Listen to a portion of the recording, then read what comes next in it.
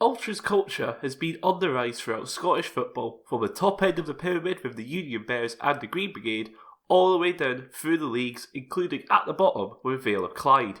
These groups bring an atmosphere to grounds throughout the country, with tifos, banners and chants, but one of the more controversial aspects of these groups, apart from certain songs, has been the use of pyrotechnics or flares.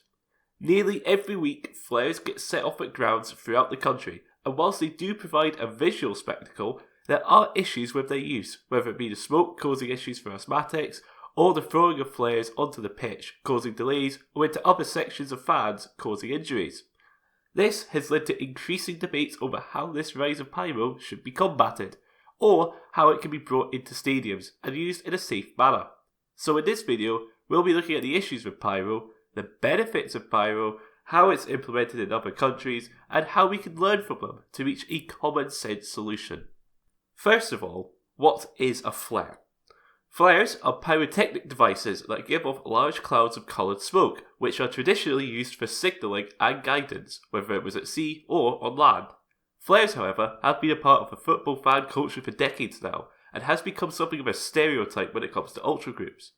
This, of course, is where many people's concerns with flares begin, as during the height of football hooliganism, it wasn't uncommon for flares to be used in stands and in the streets, with people using them as projectiles aimed for opposition fans. Of course, flares being a pyrotechnic, they burn at a high temperature, with some able to burn at 1600 degrees Celsius. So when these do hit people and get stuck on people's hair or clothes, it does cause burns, and in rare cases can lead to death. These high temperatures do also pose a fire risk, especially if used in an area where there is a wooden concourse or structure, which then creates a greater health and safety risk. Of course, another health hazard with flares is the large clouds of smoke that they release, which can of course cause issues for those who have issues with breathing, especially asthmatics. Asthma is the most common respiratory condition affecting people in Scotland, with 6.3% of the population having some sort of diagnosis from a GP. It's for these reasons the possession of pyrotechnics in a football stadium is a criminal offence, with the law being updated in 2023, with the potential punishments being a prison sentence of up to 6 months, a fine of up to £5,000, or both, as well as an almost guaranteed football banning order. Since these laws were updated, we have seen double-digit arrest figures for fans bringing pyro into grounds. But what brings people into bringing them to a game? Pyrotechnics have been used in fan displays over in Europe for decades and are ingrained into fan culture over there. We often see images or videos from places such as Serbia or Germany where we'll see these huge displays of banners, tifos and pyros, and they do create quite a spectacle. Of course, this leads to people being influenced by these continental groups and importing their ideas and methods over here, so we end up with these groups having flags and banners at games to improve the atmosphere in the ground and to hopefully inspire their team. A lot of this has improved the matchday experience for many fans, with this added noise and activity inspiring them to join in with adding to the atmosphere, and this is something that is definitely more noticeable since COVID. Most clubs would have already had groups of people who are more vocal and passionate when it came to supporting their club, but with the COVID pandemic pausing fan attendance, it seems that fans during this time were able to connect over social media and consolidate these smaller groups into larger groups, whereas other clubs saw youngsters band together to create new groups. Of course, these groups want to be loud and noticeable, so of course this means that whilst they start off with songs, they'll move on to adding banners, flags, tifos and eventually flares. This is where the big difference between Scotland and the continent comes in, and that is the rules surrounding it. Norway is a prime example of how clubs, fans and the footballing authorities can work together to find a solution that works best for everyone. Since 2011, pyro has been allowed in Norwegian football stadiums, with the Norwegian Football Federation working with the fans and clubs to create a pyro situation being dependent on what each club allows. Lillestrøm allows pyro everywhere and anywhere. Bodo Glimt have their designs around the pitch rather than in the stands, while Rosenborg allow up to 80 units of pyro for each game. The most common situation is for a sectioned off area to be the pyro zone, with sand buckets nearby for their safe disposal. Neighbouring Denmark saw the invention of a cold smoke flare, which burns at a much lower temperature, although that much lower temperature is still 500 degrees Celsius, and it emits far less smoke, leading to ultra groups there creating light shows with their new technology, with a reduced risk to those around them. Norway's model has seen a large reduction in the number of illegal uses of pyrotechnics, and is something that is generally well received by clubs and supporters throughout the country. Pyro is actually banned in Germany, but with it being so commonplace, it isn't a surprise that people think it's allowed. Germany, however, have been experimenting with allowing their use with trials taking place. A trial involving Hamburg at the beginning of 2020 has seen as a great success, but despite the support that fans and even some chairmen have shown, there hasn't been any more trials since. Portugal, meanwhile, is going in the opposite direction. If you thought a 6-month jail sentence and a £5,000 fine was bad, Portugal updated their laws surrounding the use of pyrotechnics at sporting events to give a maximum punishment of up to 5 years in prison, or a fine of up to 600 days.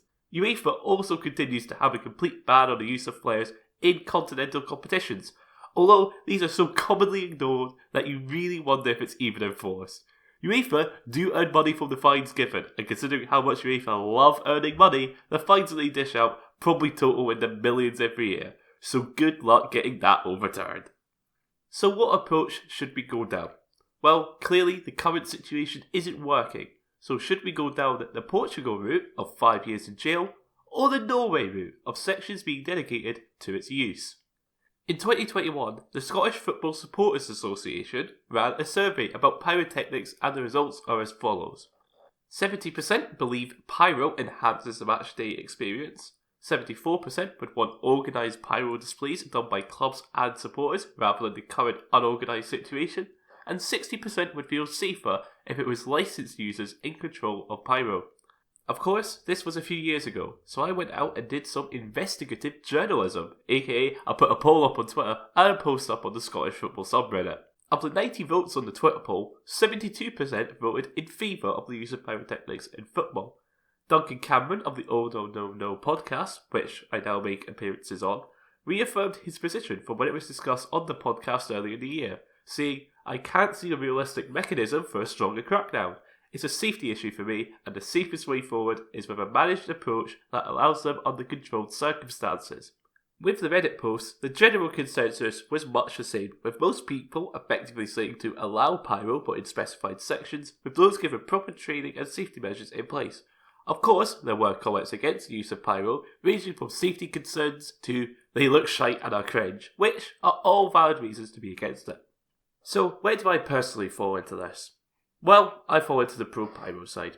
I think it should be organised by clubs in partnership with fan groups, and those who are given pyro are properly trained and are registered with the club and the SFA, and these displays are kept to a dedicated section within the ground.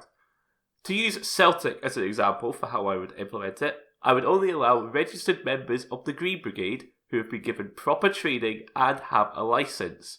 They are only given these pieces of pyro at match day, and these pyro are held by the club, and it is only one piece of pyro per licensed person, and it can only be used in the safe standing section during pre-match displays. Of course, in real life there are issues between the Green Brigade and the Celtic board, but this is an idealistic scenario to explain my point.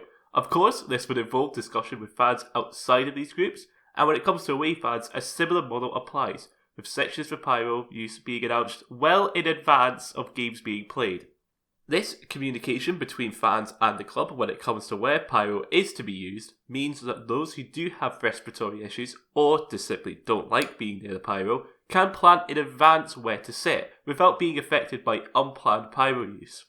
The use of unauthorised pyro would of course still carry the current punishment, and those who do have a licence but choose to throw pyro onto the pitch or perform other antisocial behaviour involving it will have their licence revoked and face the ban as well. When it comes to neutral venues for cup finals, in the case of Hampden, it should be allowed in the sections behind the goals as they are the furthest away from both the pitch and opposing fans, and the same collection system will be applied, with temporary pick-up points being set up. There is of course the issue with those under the influence of alcohol being given access to pyro, and in these cases if someone is clearly under the influence or suspected to be under the influence, they could be breathalyzed, and if their blood alcohol is above a certain level, they can be refused the pyro for that game. I like to think that what I've come up with is a decent common ground that sensible people can get behind, but then again, this is Scottish football. What on earth is being sensible? That's all for this video, and of course, I hope you enjoyed it. What are your opinions on the use of pyro and how should it be regulated? Leave your ideas in the comments below. I should have mentioned this in the video earlier, but when I say about legalising pyro in stadiums, I mean flares and not other stuff like fireworks or flare guns. Those should be banned or maybe given a harsher punishment for those bringing them into stadiums. Of course, the usual requests of liking, sharing and subscribing are appreciated, and I will see you in the next video. Bye.